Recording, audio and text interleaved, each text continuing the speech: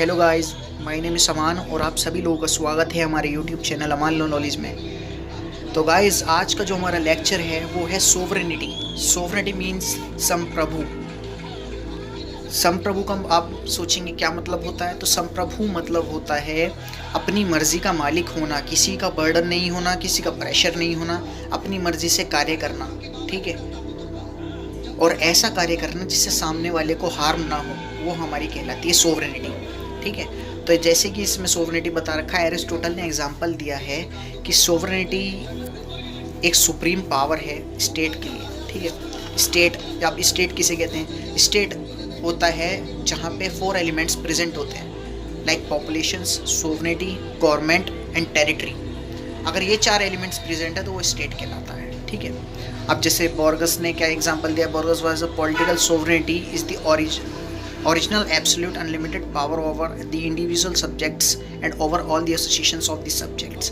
Borges ने क्या कहा है, जो पॉलिटिकल सोवरेनिटी होती है उसमें इंडिविजुअल के पास अनलिमिटेड पावर है कि वो अपने हक के लिए कुछ भी कह सकता है, कुछ भी कर सकता है, लेकिन वो ऐसा करे कि जिससे किसी सामने वाले को हार्म ना हो। ठीक है, तो वो हमारी पॉलिटिकल सोवरेनिटी कहलाती है। अब इसके कैरेक्टरिस्टिक्स हैं एब्सोल्यूट, कि सोवरेनिटी क्या है? सोवरेनिटी एब्सोल्यूट है। ठीक है, और ये अनलिमिटेड है।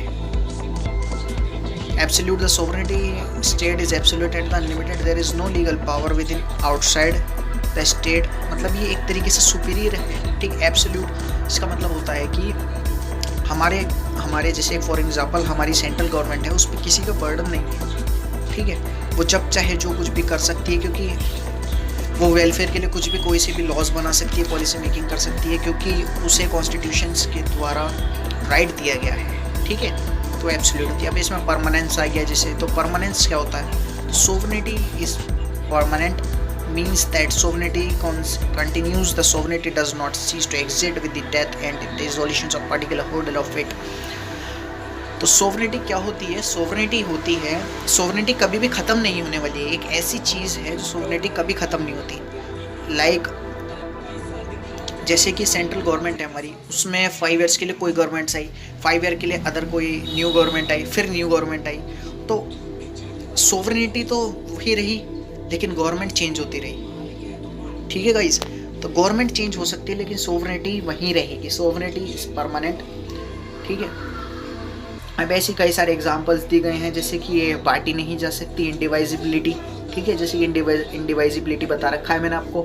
Sovereignty by nature can not be divided. ठीक है, 2 पार्ट्स कॉल ने कहा, पॉलिटिकल थिंकर्स हैं। ठीक है, इसमें कई सारे थिंकर्स आएंगे, आपको पढ़ना है इनके बारे में। ठीक है, ऐसी एक्सक्लूसिवनेस, ये भी इसकी एक तरीके की कैरेक्टरिस्टिक्स है। ठीक है, जो कि आपको पढ़नी पड़ेगी। ठीक है, अब इसमें आ जाती हैं 2 टाइप्स की आ जाती हैं इसमें हमारी सोवरेनिटी। एक आती है लीगल सोवरेनिटी और एक आती है पॉलिटिकल सोवरेनिटी। लीगल सोवरेनिटी किसके बारे में बताई गई है? लीगल सोवरेनिटी जो होती है, जैसे कि आप देखिए, लीगल सोवरेनिटी में क्या है कि गवर्नमेंट के पास पावर होती है। ठीक है, कि वो कोई भी लॉ मेकिंग कर सकती है। ठीक है, कॉन्स्टिट्यूशंस के बाय कॉन्स्टिट्यूशन कर सकती है। ठीक है, कोई भी लॉ बना सकती है वेलफेयर के लिए, लोगों के लिए।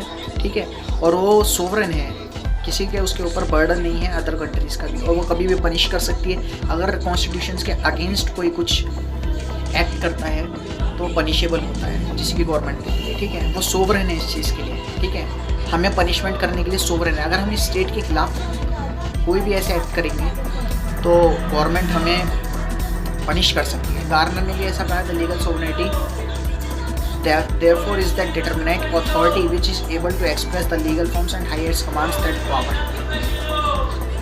ठीक है गाइस, तो इसमें अब मैं आपको बताता हूँ कि पॉलिटिकल सोवरेनिटी क्या होती है। पॉलिटिकल सोवरेनिटी वो सोवरेनिटी होती है जो कि इंडिविजुअल के लिए होती है। ठीक है, लीगल, आप ये ध्यान रखिए, 2 टाइप्स की सोवरेनिटी, लीगल एंड पॉलिटिकल।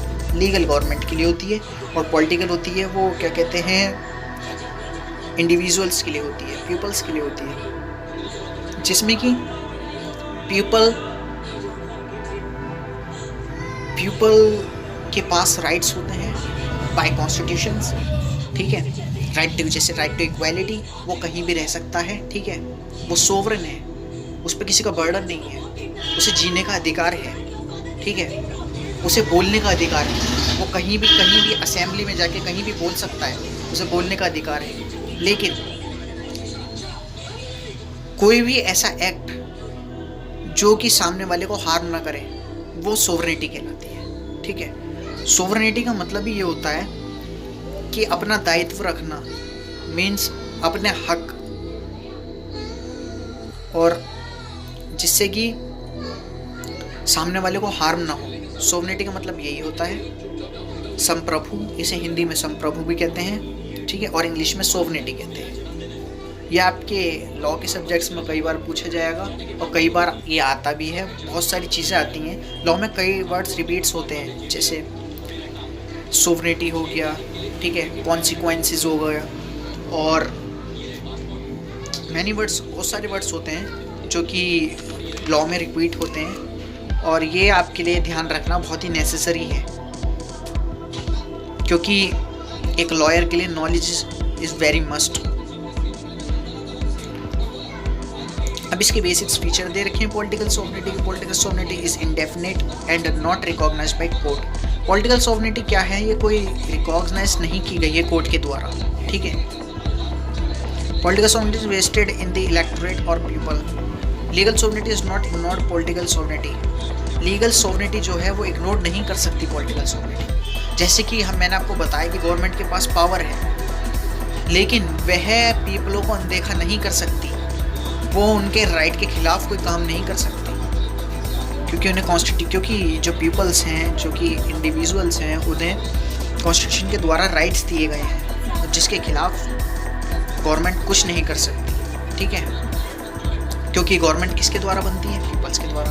क्योंकि पीपल्स के द्वारा क्यों बनती है? क्योंकि यहाँ पे डेमोक्रेसी है, ठीक है। तो गाइस, ये इसके पॉइंट्स हैं, आप देख लेना, मैं नोट्स भी डिस्क्रिप्शन में डाल दूँगा। I hope you will understand very well. So thank you guys and subscribe my channel.